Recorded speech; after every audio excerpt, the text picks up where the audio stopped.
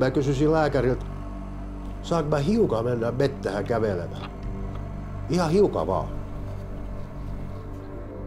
Muuten seinät kaatuu päälle ja mistä ei tuu mitään. Pitutti, niin mä menin siinä aina. En mä ollut kenelläkään paha eikä kiukutellut. Mitä mä toisille ihmisille, kun niilläkin voi olla vaikea. Anteeksi, nyt kukko vaan. Mulla on kiertokulku.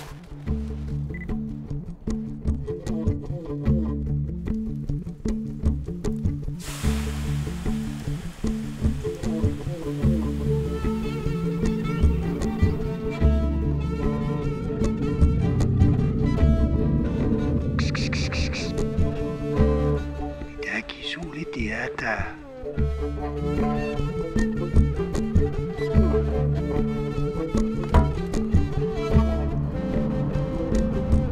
Sä tiedät sen, että sua tarkkaillaan. Siellä perkele oli alkava kapi. Oi. Se näkee, että se on hännänpää ja... Tarttuu kohtalaisen helposti. Oi luoja. Kyllä mä olen sekaisin, saatana.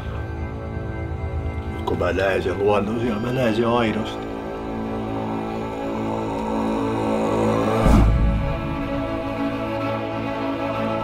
Neljä pentua, 5 pentua. Kyllä! Juu, maailma! Heti kun kuuluu ihmisten ääntä, niin pois ja heti.